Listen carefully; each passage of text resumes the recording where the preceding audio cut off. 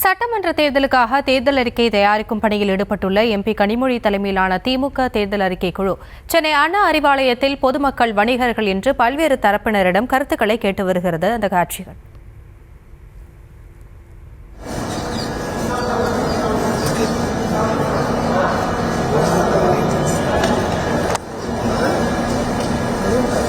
இதுகுறித்த விவரங்களோடு இணைந்திருக்கிறார் நம்முடைய செய்தியாளர் பாரி கார்த்திக். பாரி, விவரங்களை வழங்கலாம். வணக்கம். 2026 சட்டமன்ற தேர்தலுக்கான பணிகளை திமுக துவங்கி இருக்கும் நிலையில் 2026 சட்டமன்ற தேர்தலுக்காக தேர்தல் அறிக்கையை தயார் செய்யும் குழுவும் அமைக்கப்பட்டிருக்கிறது.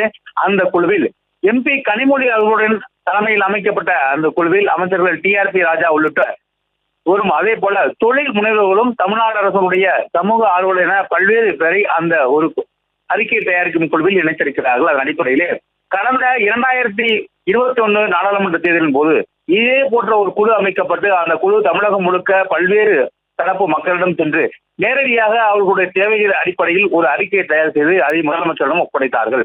இதே போல தற்போதும் அந்த அறிக்கை தயாரிக்கும் குழு அமைக்கப்பட்டு அவர்கள் தமிழகம் முழுக்க பல்வேறு தரப்பு மக்களை, குறிப்பாக பொதுமக்கள், தொழில் முனைவோர், விவசாயிகள், வேளாண் குடிமக்கள், அதே போல வணிகம் செய்வோர் உள்ளிட்ட பல்வேறு தரப்பு மக்களை நேரடியாக சந்தித்து அவர்களுடைய தேவைகள் அடிப்படையில் முதலமைச்சரிடம் ஒப்படைப்பதற்காக ஒரு தேர்தல் அறிக்கையை தயார் செய்து கொண்டிருக்கிறார்கள்.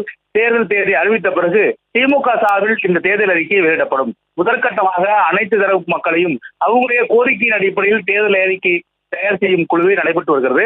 அதன் அடிப்படையிலே சென்னை அறிவாலயத்தில் இருக்கக்கூடிய கலைஞர் அரங்கத்தில் தற்போது எம்பி கனிமொழி அவர்கள் தலைமையில் பொதுமக்களையும் மற்றும் வணிகர்களையும் சந்தித்து ஆலோசனையில் ஈடுபட்டுள்ளார்கள். அந்த ஆலோசனையில் பல்வேறு கருத்துக்களை பொதுமக்கள் மற்றும் வணிகர்கள் கூட அதை குறிப்பெடுத்துக் கொண்டு அதையும் தேர்தல் அறிக்கையில் தயார் செய்வதற்கான பணிகளையும் ஈடுபட்டு வருகிறார்கள்.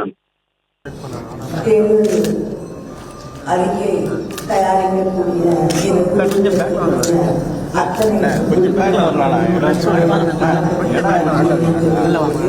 அதே நேரத்திலே இந்த தேர்தல் அறிக்கை குழுவிடம் உங்களுடைய கருத்துக்களை பகிர்ந்து கொள்வதற்காக தமிழ்நாட்டிலிருந்து பல அமைப்புகளிலிருந்து வந்து கலந்து கொண்டிருக்கக்கூடிய அத்தனை சகோதர சகோதரிகளுக்கும் எங்களுடைய நன்றியை.